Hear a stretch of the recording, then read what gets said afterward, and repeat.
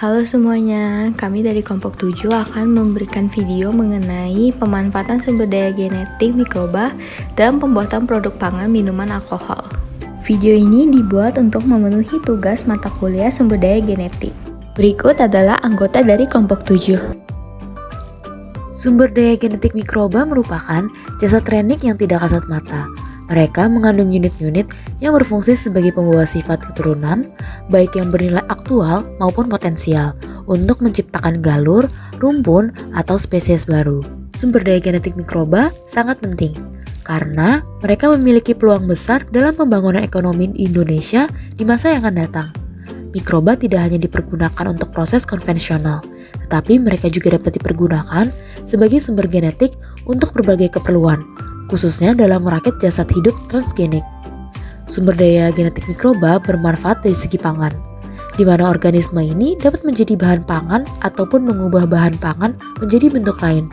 Di Indonesia banyak dijumpai berbagai produk makanan tradisional hasil olahan bioteknologi konvensional melalui fermentasi, seperti tempe, tapai, dan oncom. Pengolahan makanan tersebut tidak terlepas dari peranan mikroba berupa bakteri, fungi, dan yeast. Pemanfaatan mikroorganisme ini berbeda-beda tergantung pada bahan dasar dan hasil akhir yang ingin diperoleh. Manfaat dari penerapan bioteknologi adalah untuk menghasilkan makanan yang bergizi tinggi, menghasilkan produk makanan dan minuman hasil fermentasi, serta menghasilkan produk bahan penyedap. Bioteknologi memanfaatkan mikroba untuk menghasilkan suatu produk makanan. Mikroba berinteraksi dengan sesama mikroba maupun dengan organisme lain yang kemudian akan memberikan efek yang beraneka ragam, baik menguntungkan maupun merugikan. Mayoritas mikroorganisme dapat memberikan manfaat yang sangat beragam dalam dunia bioteknologi, salah satunya untuk pengolahan bahan pangan. Mikroba yang digunakan untuk proses pengolahan makanan bisa berasal dari kelompok bakteri maupun fungi. Bakteri yang digunakan bisa berasal dari kelompok Actinobacteriaceae seperti Bifidobacterium thermophilum, Firmicutes seperti Bacillus, dan Proteobacteriaceae seperti Acetobacter dan Gluconacetobacter. Sedangkan dari fungi bisa berasal dari yeast maupun Filamentous fungi. Bioteknologi pangan menjadi bahasan yang perlu dikaji lebih mendalam sebagai upaya pemenuhan kebutuhan manusia akan bahan pangan. Berikut contoh-contoh sumber daya genetik mikroba pada bidang pangan. Contoh yang pertama, yogurt. Yogurt terbuat dari susu sapi segar, bakteri starter, pemberi cita rasa, dan penambahan susu skim sebagai pengental. Bakteri yang digunakan dalam pembuatan yogurt adalah kelompok bakteri asam laktat seperti Lactobacillus bulgaricus dan Stereococcus thermophilus, merupakan bakteri asam laktat yang paling banyak digunakan dalam industri makanan, terutama dalam budaya starter untuk industri susu, lalu dicampur dengan mikroba lainnya. Seringkali dalam pembuatan yogurt juga ditambahkan bakteri probiotik lainnya yang berfungsi untuk menguntungkan dan berguna untuk membantu proses metabolisme.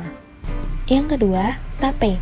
Produksi tape dilakukan dalam proses fermentasi dengan bantuan beberapa jenis mikroorganisme seperti kapang dan kamir. Kapang menghasilkan enzim amilolitik yang berfungsi memecah amilo menjadi gula yang lebih sederhana. Kemudian dilanjutkan oleh kamir yang berfungsi merombak sebagian gula sederhana tadi menjadi alkohol. Contoh ketiga yaitu keju. Keju merupakan salah satu produk bioteknologi yang berasal dari penggumpalan protein susu. Produk keju dibuat melalui fermentasi dengan bantuan mikroorganisme Streptococcus thermophilus, Lactococcus lactis, dan Leuconostoc mesenteroides. Contoh alkohol yaitu wine. Wine terbuat dari anggur yang difermentasi oleh suatu bakteri. Anggur yang digunakan untuk pembuatan merupakan anggur yang mempunyai kualitas baik dan cocok untuk dibuat minuman. Fermentasi dalam pembuatan wine merupakan fermentasi alkohol. Fermentasi alkohol mengubah gula menjadi etanol dan karbon dioksida. Fermentasi alkohol dibantu oleh yeast dan suatu bakteri.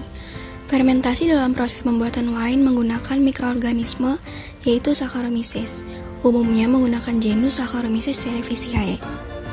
Mikroorganisme tersebut dapat mengubah kandungan gula dalam anggur menjadi alkohol.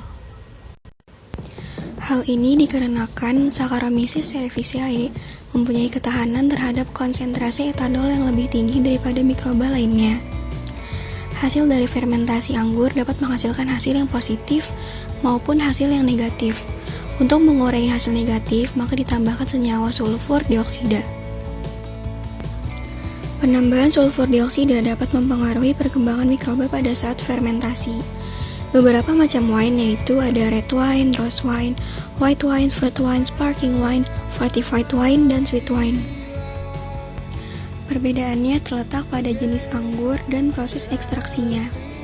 Wine tidak hanya dapat dibuat dari anggur, tetapi dapat juga dibuat dari buah-buahan lainnya seperti semangka, nanas, belimbing, jambu air, dan buah-buahan lainnya, dan disebut dengan fruit wine.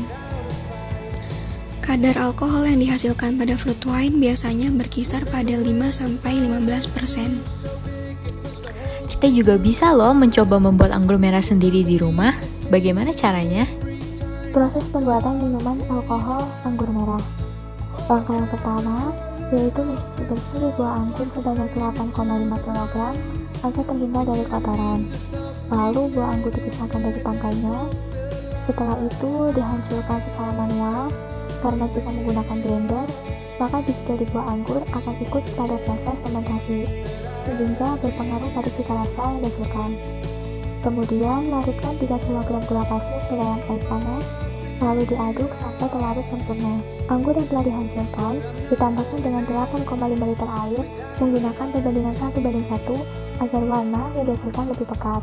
Kemudian tambahkan dengan larutan gula, diaduk sampai terlarut sempurna. Setelah itu tambahkan juga dengan larutan tadi, diaduk sampai terlarut sempurna.